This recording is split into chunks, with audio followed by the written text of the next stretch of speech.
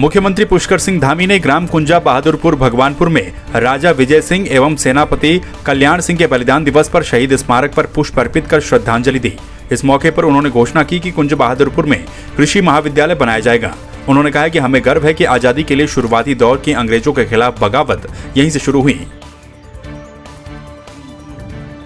उत्तराखंड राज्य आंदोलनकारी मंच ने उत्तराखंड राज्य आंदोलन में करनपुर गोलीकांड के शहीद राजेश रावत व जोगीवाला गोलीकांड के शहीद दीपक वालिया को श्रद्धा सुमन अर्पित किए। मंच के अध्यक्ष जगमोहन सिंह नेगी सहित राज्य आंदोलनकारियों ने सभी शहीदों के परिवारों को न्याय दिलाने की मांग की।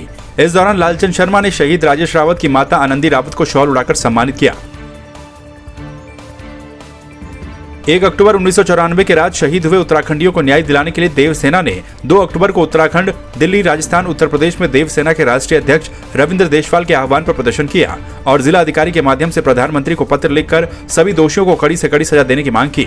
इस दौरान उत्तराखंड में प्रदेश अध्यक्ष सूरज भारद्वाज, प्रदेश संगठन मंत्री शंभू लखेड़ा, आर्मी प्रकोष्ठ के अध्यक्ष त्रिलोक नेगी के अलावा सभी लोगों ने अपना समर्थन दिया।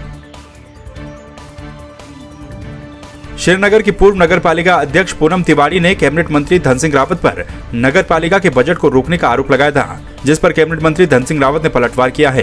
कैबिनेट मंत्री धन सिंह रावत ने कहा है कि वो नगर के विकास कार्यों के लिए नगर पालिका को नगर निगम में तब्दील करना चाह रहे हैं, जिससे श्रीनगर के लोगों सहित नगर का विकास हो सके। उन्होंने कहा कि श्रीनगर में राष्ट्रीय स्तर के शिक्षण संस्थान हैं, मेडिकल कॉलेज हैं। श्रीनगर 4 धाम यात्रा का भी केंद्र बिंदु है। ऐसे में नगर की डिमांड है कि श्रीनगर को नगर निगम में तब्दील किया जाए। सबको पता है कि श्रीनगर नगर पालिका जब से मैं मंत्री बना तब से सर्वाधिक पैसा अगर किसी को मिला है तो श्रीनगर नगर पालिका को मिला है। और ये ज़रूर है कि आज मुझे 10 सभासदों ने लिख के दे रखा है कि श्रीनगर नगर पालिका में जो पैसे का जो है उसमें कई गड़बड़ हुई। तो मैं इसकी जांच कराऊंगा कि जो पैसा मैंने दिया है इसका सदुपयोग हुआ है या नहीं। पतंजलि योगपीठ की शाखा वैदिक कन्या गुरुकुलम में साध्वी ने छत से कूदकर आत्महत्या कर ली।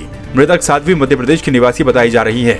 जानकारी के अनुसार 2018 से पतंजलि योगपीठ की शाखा वैदिक कन्या गुरुकुलम में साध्वी अध्यापन कर रही थी। प्रशिक्षु सीओ बहादुराबाद ने जानकारी देते हुए बताया कि साध्वी की आत्महत्या के बाद एक सुसाइड नोट भी मौके से बरामद हुआ है, जिसमें भगवान से जुड़ी हुई कुछ बातें लिखी हैं। एमपी से हैं, पिछले 6 साल से यहाँ रह रही थी। 24 साल की उम्र है। 5th फ्लोर से शायद मतलब ऐसा 5th फ्लोर से कूदी है वो। सुसाइड नोट भी मिला हुआ है। सुसाइड में क्या कुछ जो आया कुछ पता नहीं। एग्जैक्टली क्लियर नहीं हो रहा, पर भक्ति की बातें कुछ लिखी हैं उसमें कि ईश्वर को लीन होने के लिए, मतलब इस तरह की बातें कुछ लिखी हैं। तो ठीक है, बाकी पोस्टमार्टम अभी बाद में परिजन आ जाएंगे, उसके बाद परिजन उनके चल दिए।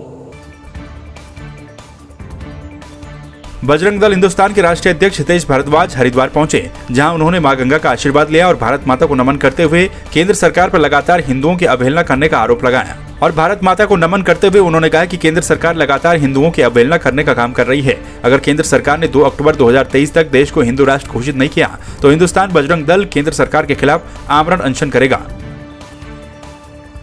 सभी संतों गुरुजनों से मिलकर के, जैसे हमारे अयोध्या में पूजनीय परमहंस जी हैं,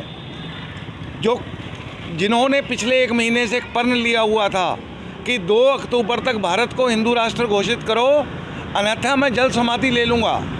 कल अयोध्या में शासन प्रशासन ने, उत्तर प्रदेश सरकार ने उनको नज़रबंद किया, उनको मनाया कि हमें कुछ दिन का वक्त दो। हम जो है कि उत्तराखंड पे दौरे पे हैं। सभी महात्माओं से हम ये अनुरोध करेंगे कि जो संत परमहंस जी द्वारा हिंदू राष्ट्र घोषित करने की मांग जो है कि सरकार के आगे रखी हुई है, वो मांग पे पुनर्विचार करें। हरिपुर कला के सप्तऋषि क्षेत्र में 3 महिलाएं सोनीपत हरियाणा से धार्मिक कर्मकांड के लिए हरिद्वार आई थीं, जहां गंगा स्नान के दौरान तेज बहाव में तीनों महिलाएं बह गई। तीनों महिलाएं आपस में सगी बहनें बताई जा रही हैं। जल पुलिस की टीम बोट के द्वारा बहने वाली महिलाओं की तलाश कर रही है। सूचना मिलते ही महिलाओं के परिजन भी मौके पर पहुंचे। मेरी 3 सिस्टर यहाँ पे स्नान के लिए आए थे कल रात को। तो जैसे वो सुबह स्नान कर रहे थे, एकदम गंगा में पानी तेज हुआ और वो तीनों के तीनों बह गए। अभी तक उनका कोई पता नहीं लगा है। क्या उम्र होंगी उनकी? उम्र है जी, एक की 25 है, एक की 30 है और एक की 35 है। आप लोग भी थे साथ में? नहीं, हम सुबह हैं जी। सुबह हमारे पास कॉल गई यहाँ से, जीजा जी आए हुए थे, मौसा मौसी सब थे, बच्चे थे साथ में। तो वो तीनों इकट्ठे हाथ पकड़ के नहा रहे थे। तो धार्मिक उसके लिए हाँ वैसे स्नान के लिए आए थे जी। हाँ देखो जो गंगा के किनारे पे यहाँ सभी लोग दूर दूर से अपने अनुष्ठान, इसमें पितृपक्ष चल रहा है, सभी लोग अपने पितरों के निमित्त कुछ न कुछ करने के लिए आते हैं, कोई पिंडदान तर्पण। लेकिन सरकार की तरफ से देख लो, आप सभी लोग देख रहे हैं, यहाँ पे कोई भी ऐसी व्यवस्था नहीं है कि जो कोई सुरक्षित है। यहाँ हर दिन 10 दिन 15 दिन में ऐसे घटनाएँ घटने, यहाँ से लेकर 18 नंबर घाट तक कोई ना कोई डूबता ही रहता है। क्या मांग करते हैं आप? सरकार से ये मांग करें कि यहाँ पर के कोई व्यवस्था बनाए, किसी को रखें, या कोई ऐसा जल संस्थान के जो कर्मचारी इत्यादि हैं उनको रख करके यहाँ सुरक्षा सब लोगों की देखभाल हो। ये सबसे मांग है सरकार से हमें। ये क्षेत्र हरिपुर और हरिद्वार की सीमा से सटा हुआ है और हरिपुर के क्षेत्र के अंतर्गत आता है। हम लोगों ने कई बार शासन प्रशासन को इसके लिए बोला है कि यहाँ पे सुरक्षा की व्यवस्था की जाए, एक जल पुलिस की यहाँ पे कोई तैनाती हो, प्रत्येक घाटों में एक हो, लेकिन ऐसा कुछ नहीं। आप देख रहे हैं कि सारी व्यवस्था है यहाँ पे, कोई भी कहते हैं सुरक्षा के कोई मानक नहीं है, कहीं पे कोई जाल प्रॉपर नहीं है, यहाँ पे कोई जंजीरें नहीं है, तो बड़ी अव्यवस्था है और बड़ा खतरनाक, बड़ा डरावनी चीज़ यार। यहाँ अक्सर ये घटनाएं होते रहती हैं। क्या है देवभूमि की जनता का मुंह? किसकी बातें हैं सच और कौन बोल रहा है झूठ? कितना बढ़ चला है प्रदेश में चुनावी पारा? कामकाज में कौन जीता और कौन हारा? 2022 के चुनावी समर में किसका होगा मंगल? देखिए देवभूमि का दंगल 2022 का विधानसभा चुनाव सिर्फ संवाद 365 पर।